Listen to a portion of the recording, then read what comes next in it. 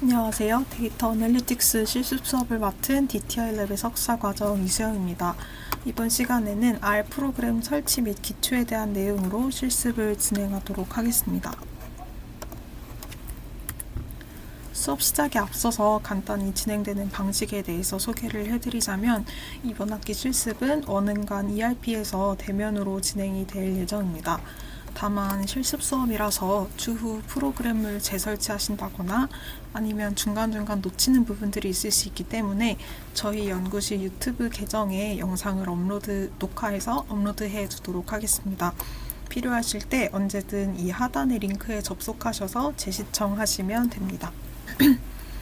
그리고 그 외에 실습과 관련된 모든 질문사항은 교수님이 아닌 저에게 메일 주시면 됩니다.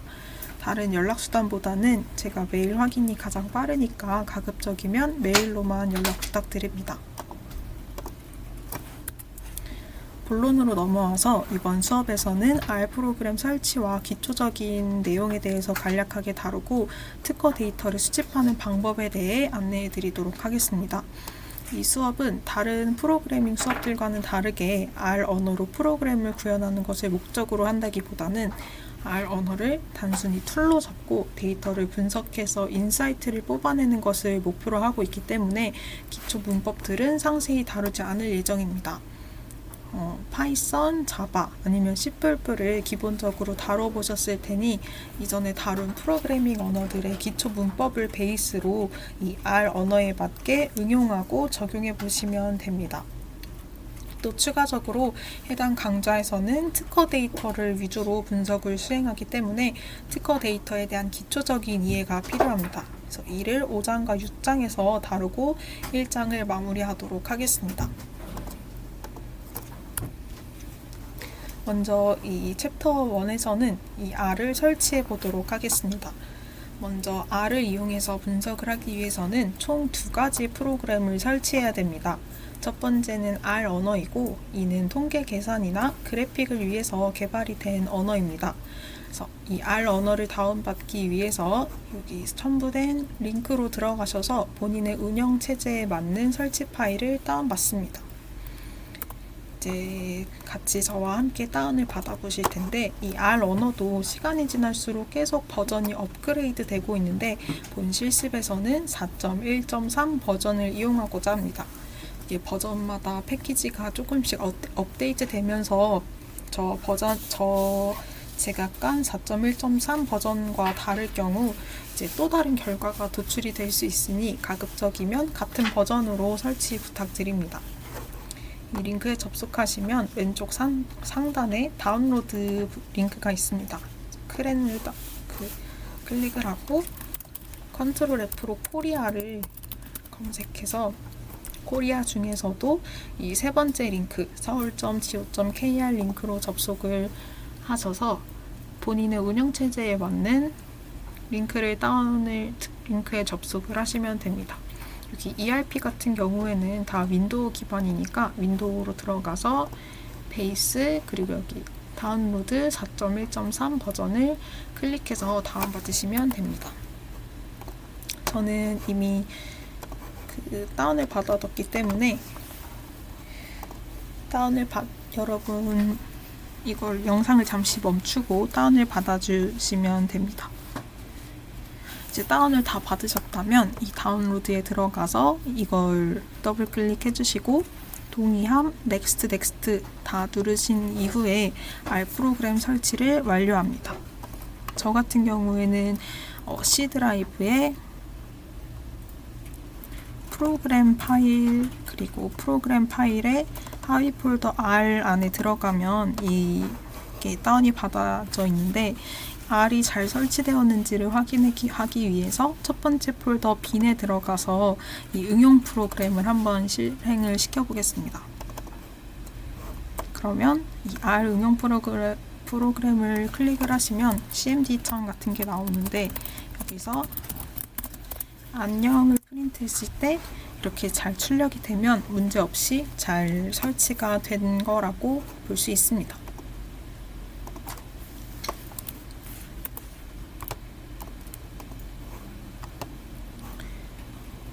잘 설치가 되었고 이제 두 번째로 다운을 받아야 될 건 R 프로그래밍을 쉽게 도와주는 IDE입니다. 우리가 자바나 파이썬을 배운 분들이 계시다면 우리가 파이썬이라는 언어를 우리가 프로그래밍을 쉽게 하기 위한 개발 환경으로 파이참 혹은 VS 코드를 다운받아서 설치를 했었고, 자바 같은 경우는 이클립스를 IDE로 다운을 받아서 사용을 하고 있는데, R 언어의 경우에는 이 R 스튜디오를 이용을 해서 사용을 하고 있습니다. 그럼 이 R 스튜디오도 함께 다운을 받아보도록 하겠습니다. 여기 PPT에 첨부된 링크에 접속을 하셔서 상단의 탭에서 프로덕트 안에 R 스튜디오 탭을 클릭을 해줍니다. 그러면 이 중에서도 이 데스크탑 버전으로 눌러주시고, 우린 프로 버전은 쓰지 않을 예정이니 이 오픈소스 에디션을 눌러줍니다.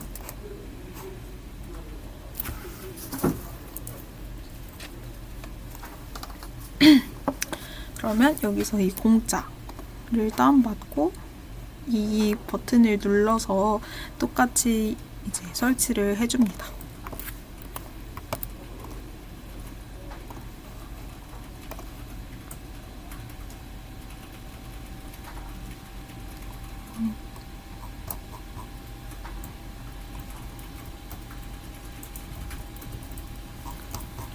지금 저는 예전에 다운을 받아서 지금 어디 있는지 보이지가 않지만, 어쨌든 이렇게 똑같이 다운로드 받은 곳에 이렇게 저장이 되면 더블 클릭을 눌러서 이제 동일하게 R 스튜디오를 넥스트 눌러서 설치를 해주시면 됩니다.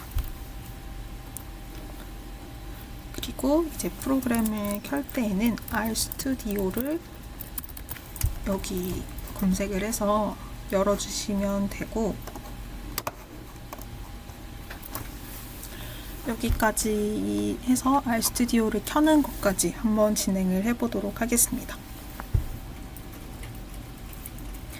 이제 모두 설치가 끝나셨다면 기본적인 세팅을 조금 해볼 건데, 여기 툴을 누르시고 글로벌 옵션을 누르면 네 번째 탭에 어피어런스 칸이 있습니다. 그럼 여기서 글씨가 잘 안 보일 경우에는 이 폰트 사이즈를 키워줄 수 있고, 그 다음에 조금 더 간지나는 검정색 배경을 쓰고 싶으시다면 이렇게 심을 설정을 해주실 수도 있습니다. 저는 이미 설정이 다 끝난 상태이기 때문에 그리고 그 두 번째 코드 탭을 누르시면 세이빙에 들어갔을 때 이 디폴트 텍스트 인코딩 부분이 있을 텐데요. R 언어의 경우 한글을 잘 인식을 못하기 때문에 한국어를 따로 잘 인코딩을 해줄 수 있도록 이 인코딩을 UTF-8로 설정을 해서 변경을 해주는 것까지 기본 세팅을 하는 것으로 하겠습니다.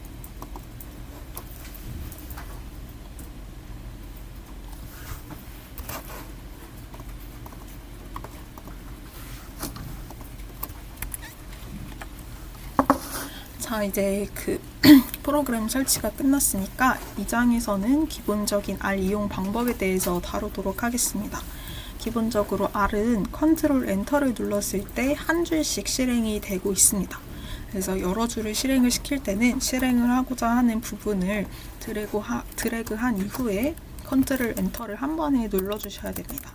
무슨 말이냐면, 이렇게 컨트롤 엔터를 눌렀을 때 프린트 안녕 이 한 줄만 나오지만, 예를 들어서 우리가 반복문을 작성을 한다라고 하면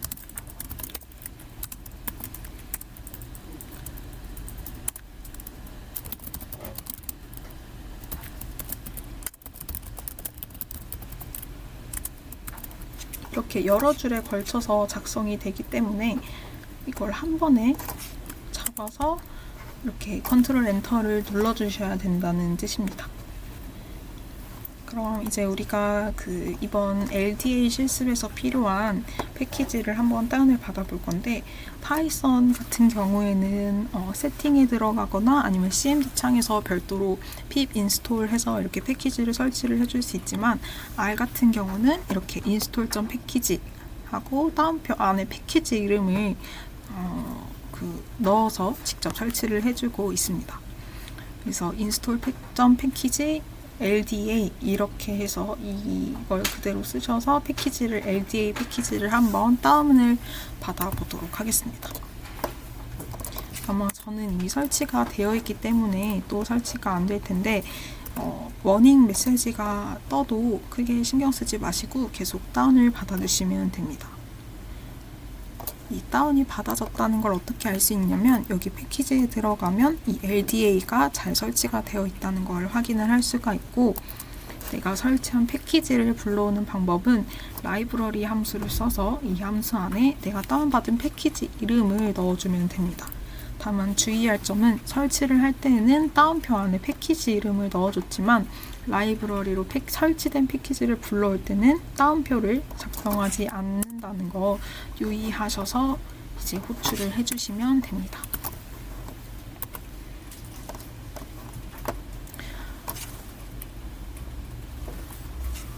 이제는 3장에서는 기초 문법에 대해서 말씀드리도록 하겠습니다.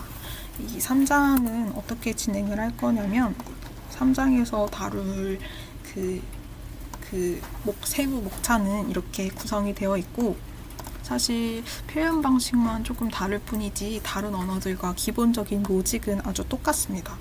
그리고 우리가 뚱땅뚱땅 자잘하게 데이터를 핸들링하기 위한 목적으로 R을 배우는 게 아니라 패키지를 써서 분석을 하는 것이 이 강좌의 목표이기 때문에 그렇게 중요한 내용은 아닙니다.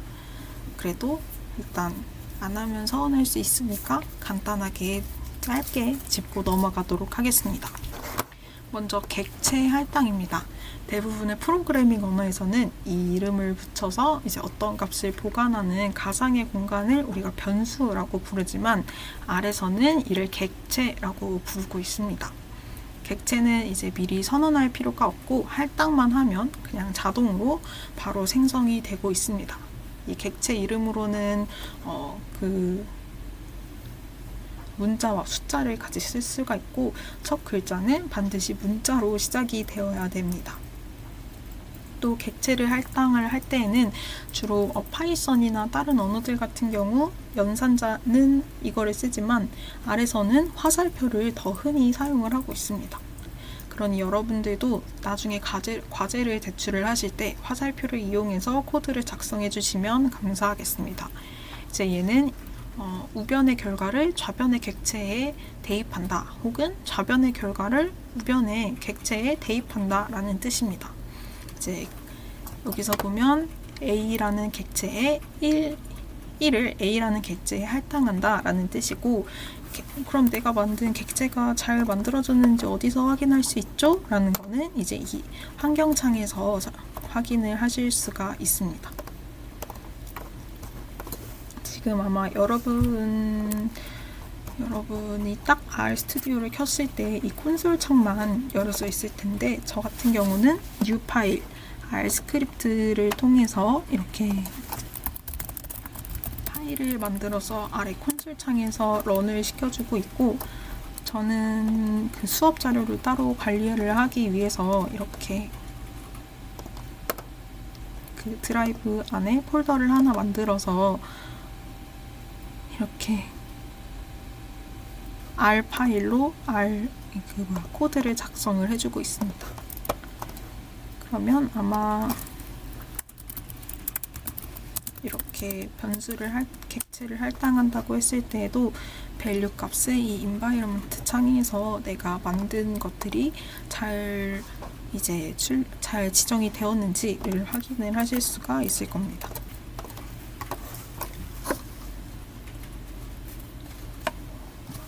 혹은 이 오브젝트 함수를 써서 내가 만든 객체가 잘 지정이 되었는지도 확인할 수 있습니다. 다음은 R의 자료 구조에 대해 알아보겠습니다. R에는 총 7가지의 자료 구조들이 있습니다. 첫 번째 스칼라는 단순히 객체의 하나의 값을 할당했을 때 바로 그 할당한 값이 되는 것을 스칼라라고 지칭을 합니다. 이 스칼라 값에는 실수나 문자열, 논리형의 총 3가지 자료가 존재를 할 수가 있고, 두 번째 자료 구조는 벡터입니다. 이 벡터는 같은 자료형을 가진 스칼라 값들을 순서를 가지고 나열한 그 자료 구조입니다. 벡터는 이 함수 C에 넣을 값들을 나열해서 생성하는 것이 일반적이지만, 이렇게 Y의 벡터 값을 할당을 한 것처럼 시작과 종료 형태로도 생성을 할 수가 있습니다. 세 번째 자료 구조는 행렬입니다. 이 행렬은 서로 다른 자료형을 가진 스칼라 값들을 2차원으로 나열한 자료 구조입니다. 이 행렬은 매트릭스를 가지고 생성을 할 수가 있고, 매트릭스 함수 안에 벡터와 행개수, 열개수를 따로 지정을 해서 생성할 수 있습니다. 이 밖에도 그 행렬을 3차원 이상으로 확대한 배열, 다른 언어의 1차원 연관 배열에 해당하는 리스트, 아니면 같은 항목 간의 그룹이 지어져 있는 팩터, 그리고 지금까지 배운 모든 자료 구조를 2차원 자료 구조 형태로 저장할 수 있는 데이터 프레임 등이 있습니다. 아마 우리가 나중에 데이터를 실제로 불러와서 다룰 때는 이 데이터 프레임 형태를 주로 사용을 하게 될 텐데, 이 부분은 제가 맨 나중에 6장에서 어펜딕스로 추가한 부분에서 주로 다룰 수 있을 것 같습니다. 또 R 언어에는 다른 언어에서도 찾아볼 수 있는 대부분의 산술 연산자들이 존재를 하고 있습니다. 다만 차이점이라고 한다면 이 나눗셈의 몫을 구할 수 있는 그 퍼센트 나누기 퍼센트 연산자가 있다는 점과, 또 나머지를 나눗셈 몫을 구하는 정수 나눗셈 연산자 이게 있는 것과 나머지를 구하는 연산자가 이렇게 있다는 거, 이게 이제 그나마 다른 언어들과의 차이점입니다. 또 거듭 제곱의 경우 표 안에 여기 표기된 연산자만으로도 간단히 연산을 할 수가 있습니다.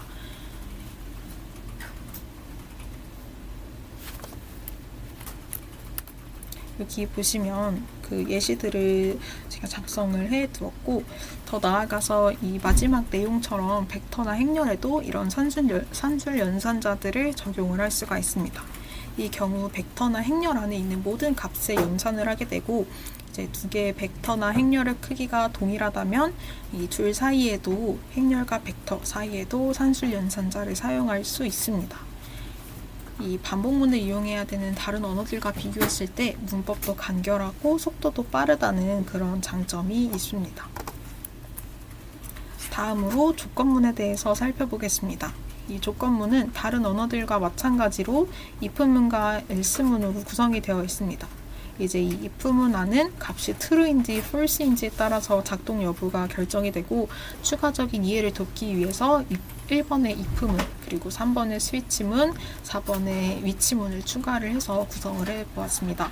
하지만 여기서 이 1번과 2번의 차이점이라고 한다면, 이번에 그 if else문은 사망 연산자 기능이 특징이라는 점입니다. 그래서 이 조건을 제시하고 해당될 때 참일 때 실행문 1, 해당되지 않을 때 실행문 2를 한 줄로 구현할 수 있다는 특징이 있습니다. 또 스위치문 같은 경우도 예를 들어서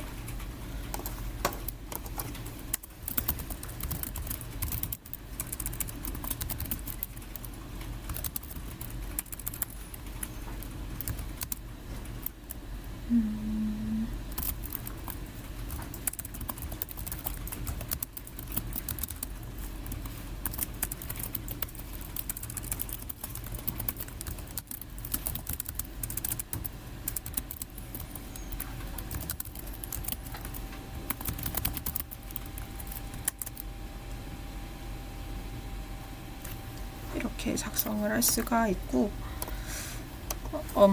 또 위치문 같은 경우에는 괄호 내 조건에 해당하는 위치 인덱스 값을 출력을 해준다는 것이 특징입니다. 예를 들어서 만약에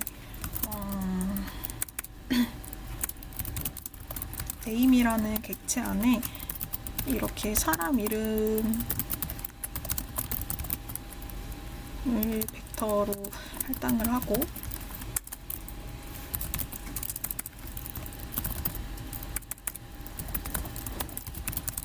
영웅이라는 이름을 가진 인덱스를 네임망에서 출력을 해주는 조건문을 쓰면은, 영웅이라는 사람의 이름은 첫 번째 인덱스에 위치해 있기 때문에 1이라는 그 값을 반환을 하는 걸 확인을 할 수가 있습니다. 하지만 주로 1번이나 2번을 이용을 해서 조건문을 작성을 하고 있기는 합니다. 또 비교 논리 연산자도 있습니다. 이제 다른 언어에서 쓰는 연산자들과 동일하고 AND와 OR 연산을 수행해서 조건문을 작성하면 오른쪽 코드 예시와 같은 형태로 작성을 할 수가 있습니다. 이제 이 x라는 객체에 5라는 값이 할당이 되어 있는 상태에서 x가 5 이하이고 3 이상인 동시 그 AND 조건을 만족을 시키면 이제 yes를 출력해라. 여기서 AND 조건이기 때문에 둘 다 만족시키는 조건이라서 yes가 출력이 되었습니다.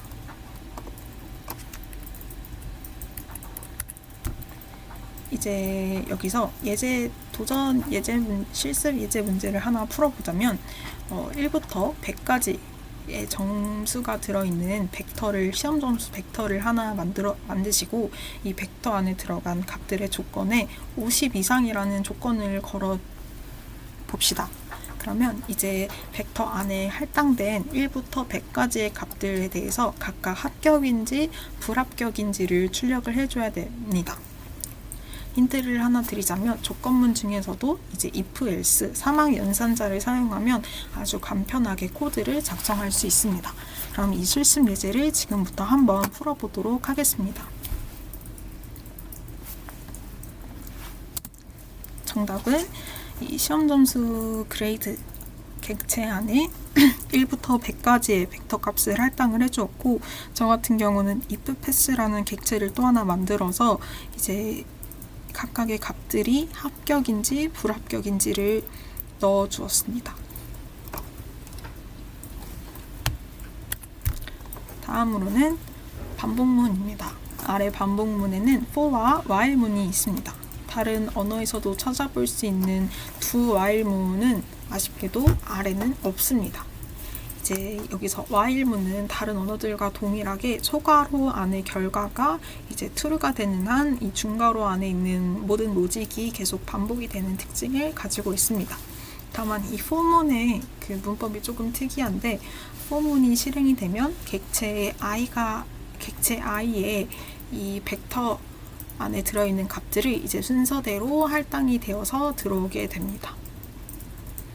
그리고 이 for문 같은 경우에 아래서는 이제 멈추고 싶으면 브레이크를 사용을 하고, 다른 언어들 같은 경우에는 이 continue를 써서 계속 돌아갈 수 있게 하고 있지만 여기서는 continue 대신 next를 사용한다는 차이점이 있습니다.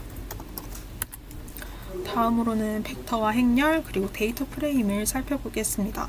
아마 여러분도 다 아실 내용이라서 슉슉 넘어가도록 하겠습니다. 이제 벡터는 1차원 데이터 구조로 C 함수를 이용을 해서 값을 입력을 받고, 벡터 안에 들어갈 수 있는 값들은 아주 다양합니다. 추후 분석을 하고 나서 이제 벡터에 대한 디멘전을 확인을 하고 싶다면 속성을 확인하는 그런 함수들로 이제 벡터 구조를 뜯어볼 수 있습니다.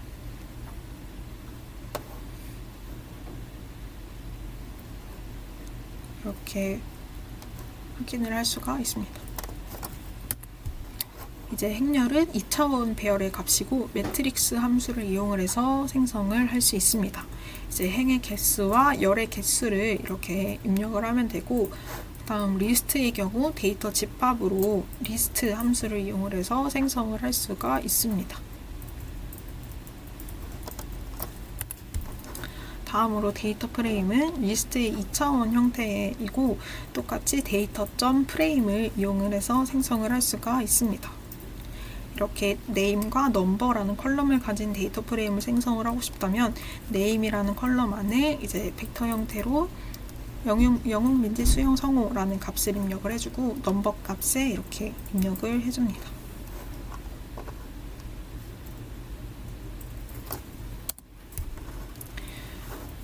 지금까지 이런 기초 문법만을 살펴보았고, 이제 향후 실습 수업 일정을 간단하게 안내를 해드리고 특허 데이터에 대한 소개와 데이터 수집을 하는 것을 끝으로 이번 실습 일정을 마무리하도록 하겠습니다.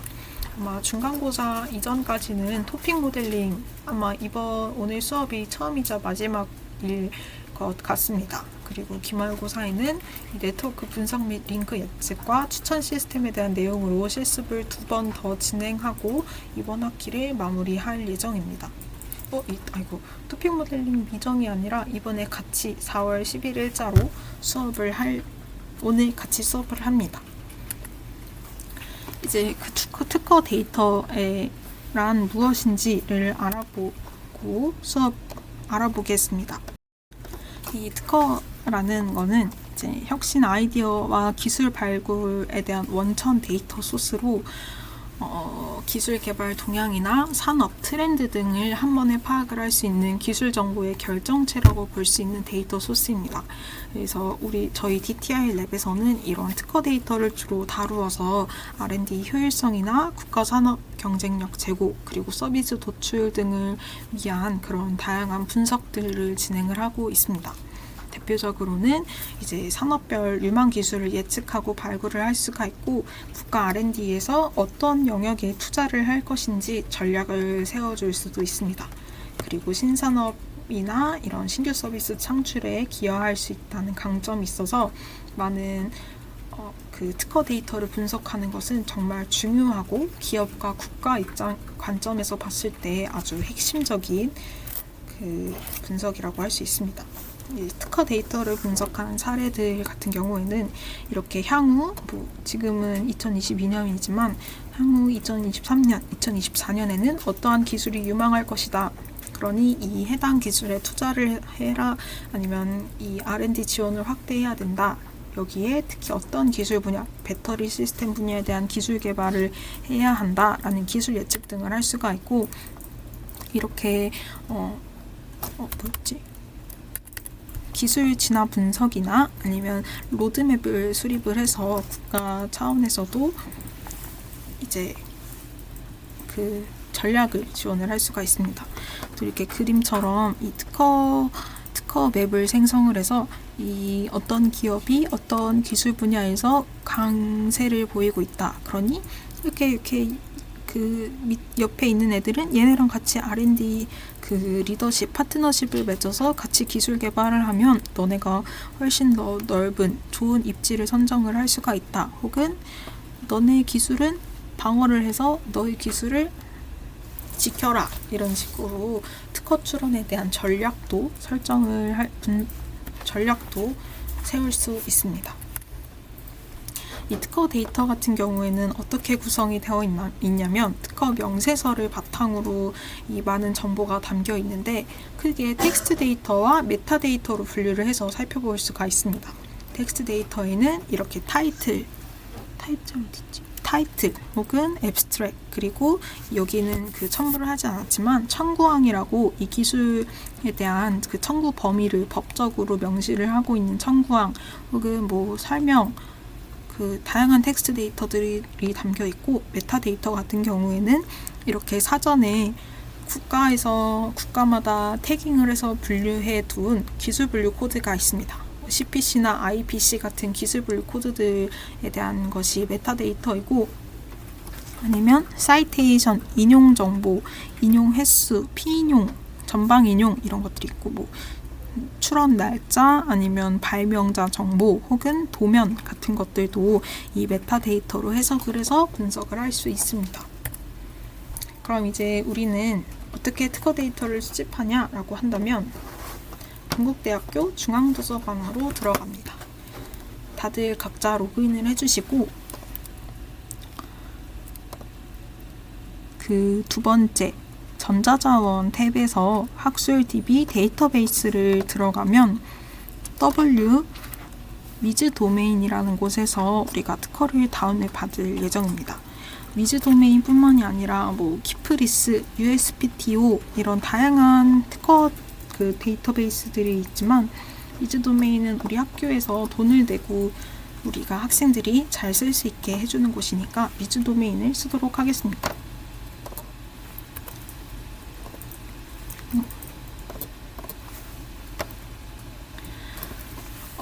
저는 지금 이 연구실에서 연구실에서 강의를 녹화하고 있기 때문에 인터넷으로 그냥 위즈 도메인 이렇게 접속을 해도 접속을 할 수 있지만, 만약에 여러분들이 집이나 카페에서 이런 학교 와이파이로 접속을 하지 않을 경우에 이렇게 중앙도서관 서버로 접속을 하셔서 위즈 도메인이 들어가셔야 됩니다.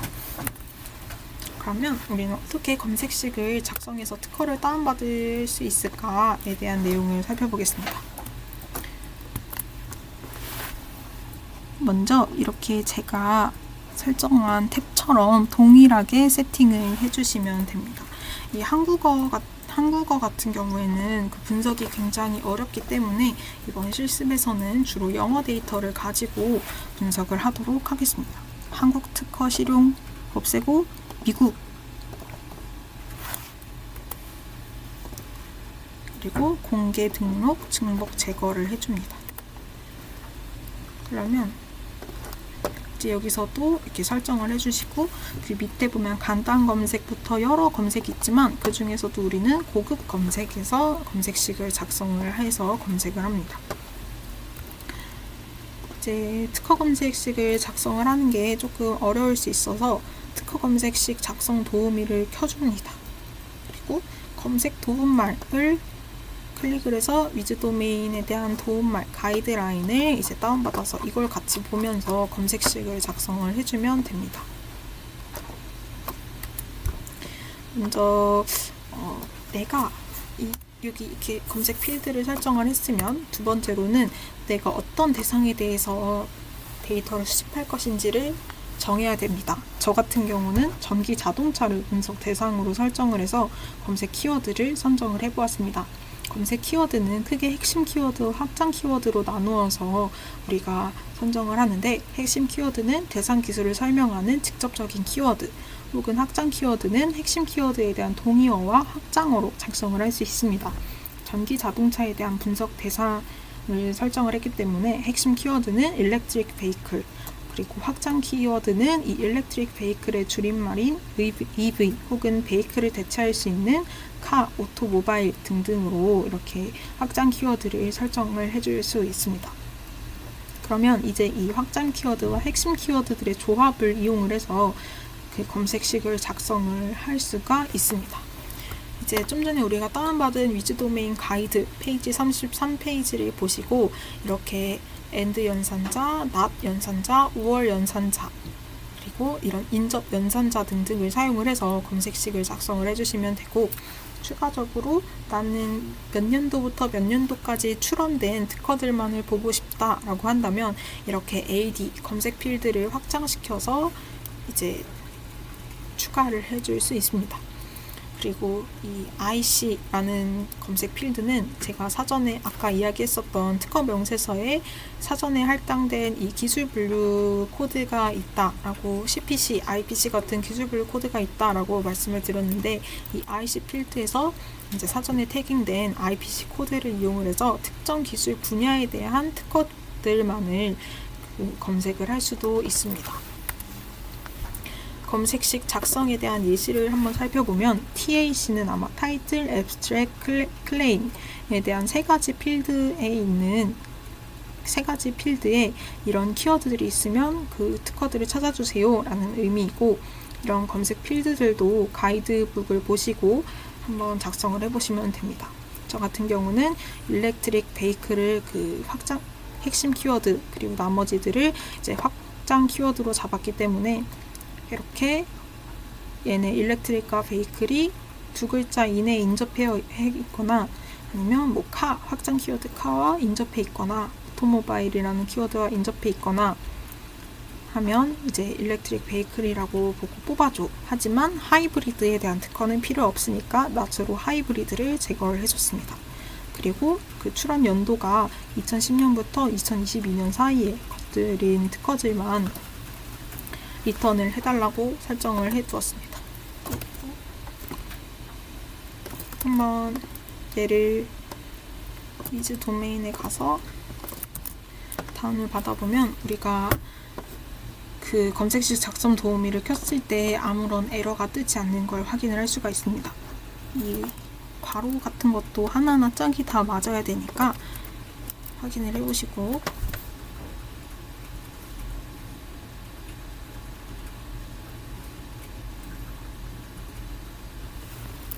이제 검색을 하면 총 17,486건이 리턴되는 것을 어떻게 확인하실 수 있습니다. 그리고 혹시 몰라서 이제 그 디스플레이에 대한 특허를 찾고 싶은 분들이 있을 수도 있으니까 디스플레이에 대한 특허도 그 검색식도 이제 추가를 해 두었습니다. 이것도 하나하나 한번 이제 살펴서 다운을 받아보시면 되고, 또 나는 추가적으로 이 서빙 로봇에 대한 검색식을 작성해 보고 싶어 라고 하시는 분들이 있으시면 한번 이렇게 기술 분야를 하나씩 타겟팅을 해서 검색식을 작성해 보시기 바랍니다. 그렇게 이렇게 검색식을 하면은 이제 이 위즈 도메인의 그 탭에는 한 번에 이 전체적인 전반적인 특허의 동향을 파악할 수 있는 서비스가 제공이 되고 있습니다. 이제 전기차는 토요타, 포드, 현대, 혼다, GM 등등이 이제 출원을 많이 하고 있고, 워드클라우드 이렇게 확인할 수 있습니다. 그럼 이제 이 특허들을 어떻게 다운을 받냐면 여기서 다운로드를 눌러줍니다. 그리고 우리는 도면은 필요 없기 때문에 선택 항목 다운로드, 도면 제외를 눌러주시고 리스트 전체를 다운받도록 하겠습니다. 이제 여기서 기본적으로 선택이 되는 것들이 있고, 우리는 번호, 명칭, 요약만 다운을 받도록 하겠습니다. 번호, 명칭, 요약 다운 받을 거고, 그 다음에 고정 포맷으로 다운을 받아서 전체 청구항, 임팩트 패밀리, 심플 패밀리, 고급 정보 다 체크를 해서 다운을 받을 건데 받겠습니다. 그러면 여기 좀 시간이 걸려서 다운을 받는 동안 계속 나가면 끝이네요. 네, 이렇게 다운을 받으시면 됩니다. 그리고 뒷장에는 이 집에서 간단히 해보실 수 있는 프로그래밍 R 언어에 대한 기초 실습 예제를 몇 개 첨부를 해 두었습니다. 이 부분은 제가 뭐 따로 확인을 하거나 하진 않을 거고 그냥 수강생분들의 이해를 위해 첨부한 내용이기 때문에 원하시는 분들에 한해서 해보시면 됩니다. 이렇게 문제 1번부터 8번까지 내고 이거에 대한 정답 코드도 제가 같이 이클래스에 등록을 해 두도록 하겠습니다. 다운이 받아지면 다운로드 여기서 확인을 해서 데이터를 사용을 하시면 됩니다. 이것으로 1장에 대한 수업을 마치도록 하겠습니다. 감사합니다.